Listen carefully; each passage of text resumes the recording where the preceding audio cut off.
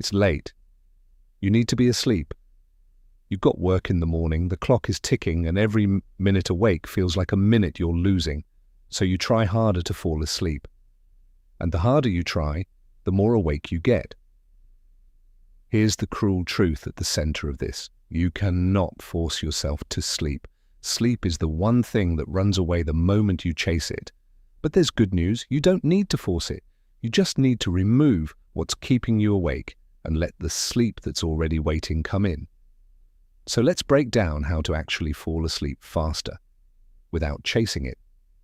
First, understand why trying backfires. Falling asleep requires your body to shift into a calm, safe state. Heart rate down, muscles are loose, guard lowered. But the act of trying, I need to sleep, come on, sleep now, does the opposite. It creates pressure. Pressure creates a little stress. And stress tells your body, we're not safe, stay alert. So every time you strain towards sleep, you're sending your nervous system the exact signal that blocks it. It's like trying to relax by clenching every muscle in your body. The effort is the problem. This is why the goal tonight isn't to try harder. It's to give your body the conditions and then get out of the way. So what's actually keeping you awake? Usually one of two things. The first is physical. Your body simply isn't in sleep mode yet. It's too warm, too wired, and still running at daytime settings. The second is mental. The second your head hits the pillow, your mind switches on, and there's a reason for that. All day you're busy, and that busyness keeps your thoughts at bay.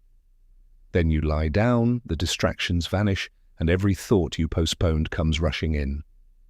That racing mind isn't a malfunction, it's a backlog. Finally, catching up now that nothing else is holding your attention. So to fall asleep faster, you have to handle both. Switch the body into sleep mode and give the mind somewhere to put the backlog.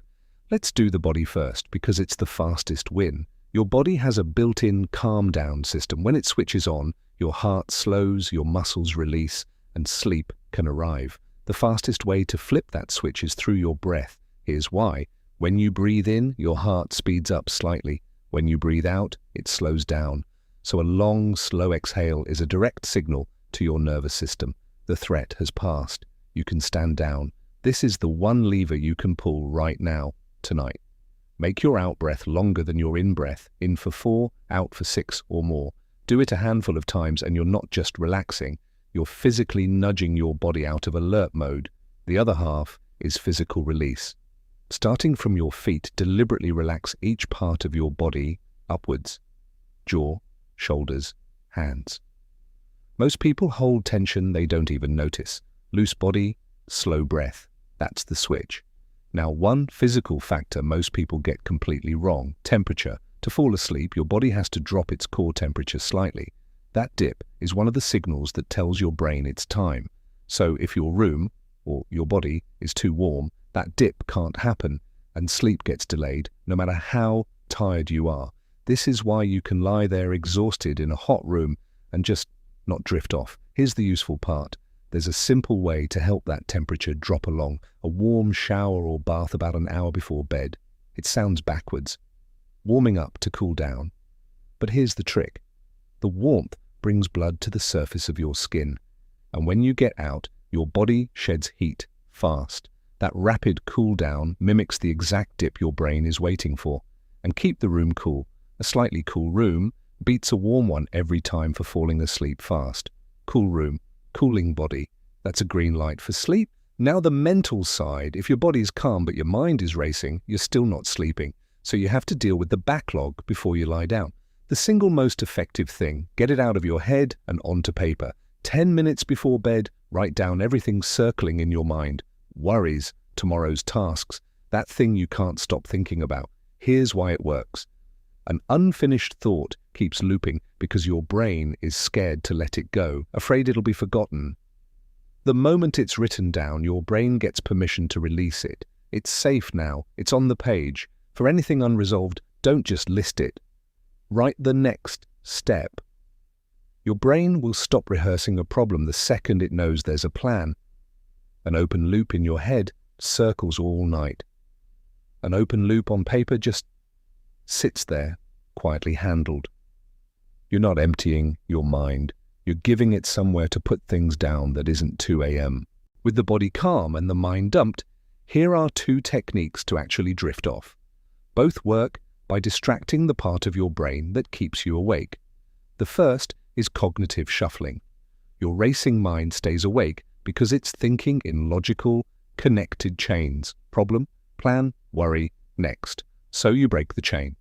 Picture a series of random, unconnected objects: a candle, a turtle, a balloon, a spoon. No story, no order, just random images, one after another. This mimics the disjointed, nonsensical way your mind drifts as it naturally falls asleep.